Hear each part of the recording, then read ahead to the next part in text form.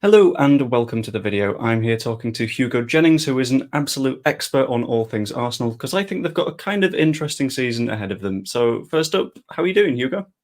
I'm okay. Dealing with slightly bipolar weather in London because it's absolutely yammering it down with rain. But as you can see, the sunlight has just come directly into my eyes as well. So the weather machine is in full blast today. It's gone full chaos mode. We Yeah, really love exactly. to see it. Yeah, this morning it was absolutely freezing and hammering it down up here, and now I am far too toasty in the Well, office in a yeah, jumper. there you go. Yeah, so I think Arsenal are one of the teams to watch this season, and the first reason is the performances so far this season have been quite interesting to watch. They've been, in a weird way, intriguing in that there's clearly quality, but it's not quite shining through all the way. Is there any sort of thoughts that you have on that?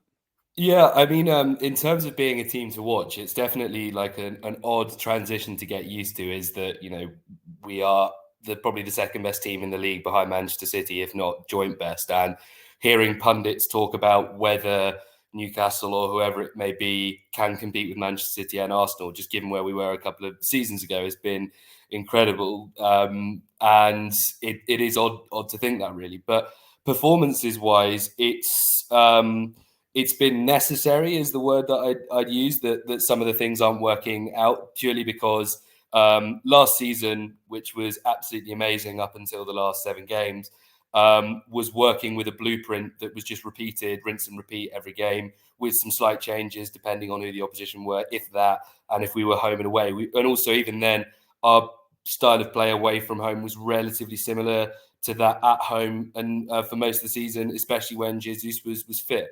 So there had to be changes. It was never going to work for another season, and teams were going to work it out. And the players were not going to be able to repeat that exact same blueprint as well.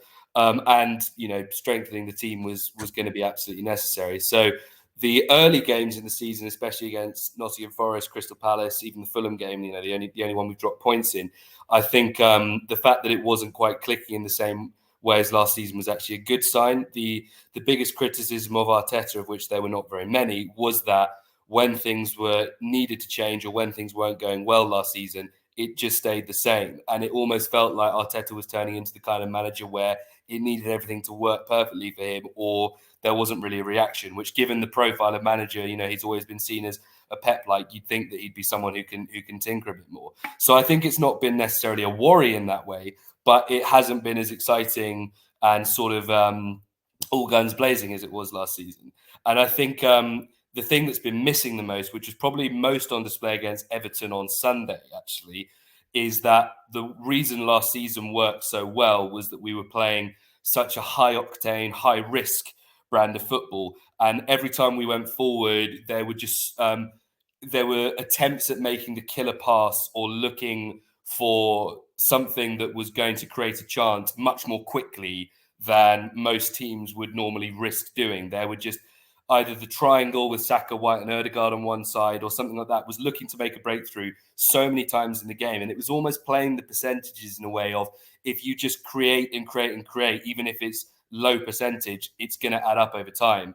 And that was a sort of living by the sword, dying by the sword brand of football that was working. And there hasn't been that as much this season. Everton was the best example of that. We were playing against a team who are just not of the caliber of Arsenal. And unlike last season, when they did beat us away from home, there wasn't the kind of same atmosphere of a new manager and that kind of thing. And they weren't really looking to attack at all. They were just very, very happy to go for 0-0. So, and they weren't looking particularly strong on the counter attack either. So, of all the games that you just go all out, that seemed to be it. But it just didn't happen really. And they were waiting for the right passes a lot more than they did last season.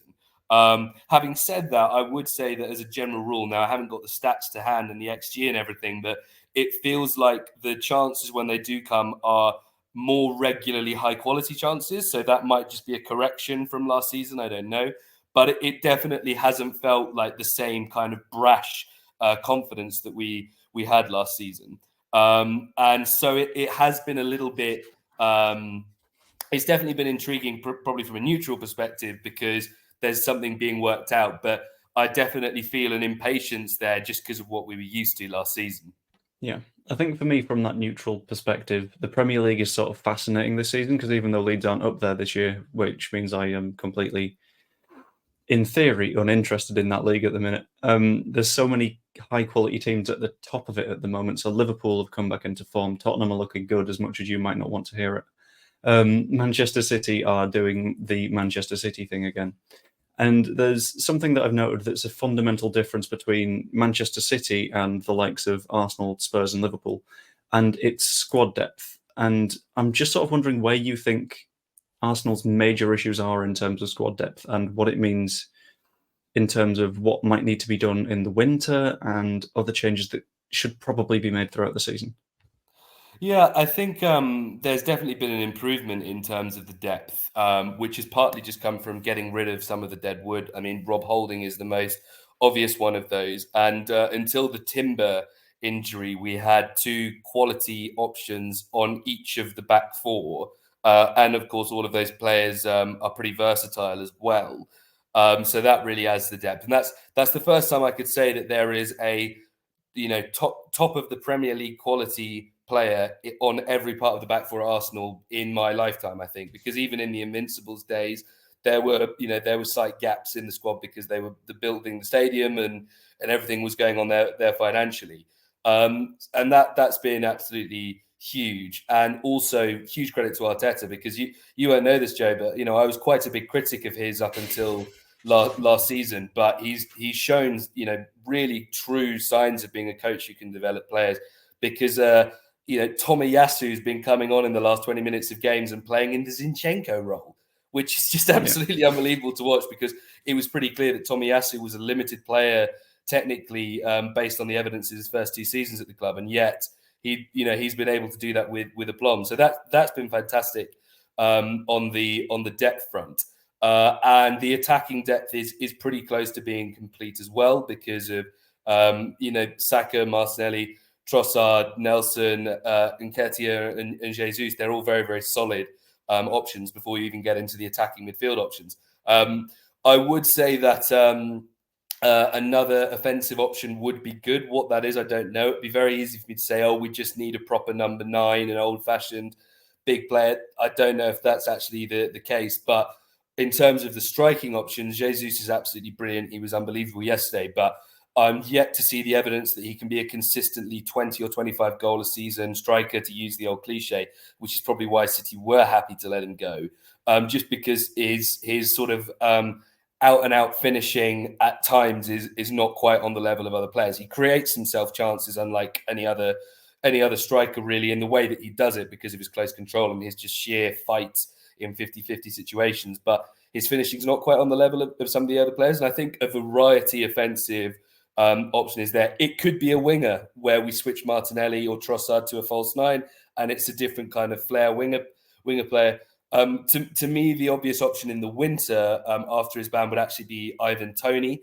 I have a massive soft spot for Brentford. I've been to a lot of their games over the years, so I've watched him play a lot, and it may just be an emotional thing there, but it really felt like last season, actually watching him play for Brentford, that he was kind of a missing piece in the variety of what we could do offensively. Partly because not even just as a goal scorer, I think he gets so many assists in this team because of how good he is with his back to goal, playing one-touch passes, and the kind of quick one-touch style that we've been able to develop over the last couple of seasons. I think he fit really well into it. So I think that would be one really interesting depth option. Obviously, if we choose to go for Evan Ferguson in the summer, some of his more advanced statistics numbers, according to my friends who know a little bit more about that than I do, there were some questions, but my God, does he pass the eye test as a striker? But Brighton, with where the way that they're set up now, it may not be possible to get a good a transfer fee that we can afford for him. So that's one area that I'll be interested to see where it goes. I'd like for it to happen in the winter, assuming that we're competing on all fronts, which I'd like to think we are. And the other thing that's probably been talked about the most, except the goalkeeper situation, but that has kind of been done to death, is actually the left side of central midfield, what was called the Xhaka role, while he was in that. And I think if you wanted to ask me about selling Xhaka, I think it was the right decision. Obviously, he was absolutely sensational last season after a long time where I never felt he was good enough. but in terms of his age, he probably was going to regress and not be able to quite repeat what he did last season. And his wife wanted him to leave, and I think he wants to leave anyway. So that was the right decision. And I think in terms of what I was talking about, in terms of adjusting the system and not just repeating what we did last season, it was a good opportunity. Now, obviously, the Rice signing is the biggest change, because we're playing just a better Partey role, basically. There was someone that can drive forward a bit more. And the fact that Partey is going to be out for 3 months and it just hasn't made a difference, no one's talking about that, shows how big a signing that would be. Obviously, in terms of selling Partey, I think we should have cashed in the summer. There's the massive elephant in the room about some of his legal troubles that might push why we should have sold him anyway, or the moral reasons. But also, I think with his injury record and age, probably I think we should have cashed in anyway. But in terms of the left side of midfield and pairing someone with Rice and Odegaard, who are the very, very obvious selections, it should be okay in terms of depth. But the fact of the matter is, it's just not working with Havertz at the moment. I'm sure you've been watching of the Arsenal games you've watched this season. How many times have you watched him play an important part in a progressive move? Can you think of one off the top of your head? Probably not. He was a little bit better yesterday, but still, it was not great. And it was actually, we're going to talk about the atmosphere at the Emirates. It was a little bit embarrassing for his sake that the crowd were kind of encouraging him and clapping him every time he completed a pass forward or if he got a shot away. And it shows that there's a bit of desperation there. Now, in terms of Havertz, I think Arteta was right to take the punt on him. Clearly, he thought he could either put him in the Xhaka role and make it work, or use him as a variety piece offensively. We've been using him in a kind of 4-2-4 shape. It could work. But there seems to be a massive mental block there, because he played quite well for Germany, I heard. Anyway, I only saw a few clips over the international break. But there's just a huge mental block there where anytime he gets the ball, he just is most interested in not making a mistake or doing the wrong thing with it, not trying to progressively carry it forward or look for the killer pass. It's just a case of turning his back and trying to make sure he doesn't give the ball away. And it almost seems at times that his teammates are avoiding passing him the ball as well. And that's been the case since, 2-3 games into the season, let alone the United game and the game yesterday. So I don't know what the solution can be there. If it can work out, then that's absolutely great. But to be honest, I think if it's clear by the end of the season that it's not going to work out, we just have to sell him to Germany, Italy, Saudi Arabia, wherever it may be, because he's clearly still a good player, but it's not working there, and there are some mental or attitude issues that are clearly there. In the glory days of Wenger, in the Highbury days of Wenger, he took punts on some terrible signings, Tavlaridis, Stepanovs, whatever. But the key thing about them was that they were gone very quickly. And I think that needs to happen now if we're going to take these punts on players. Okay, it's 65 million, but I'm sure we can recoup some of that, and it's got to be a sale. But tactically, it could work. It'll be interesting to see what happens. But because it's not working, it does feel like there's a lack of depth on the left side of midfield. And the two options there seem to be playing Trossard on the left side of midfield or integrating Smith Rowe. It could be pushing Odegaard back and putting Smith Rowe in a more advanced role. But I think with how well it's working with Odegaard, I don't know if that will make sense.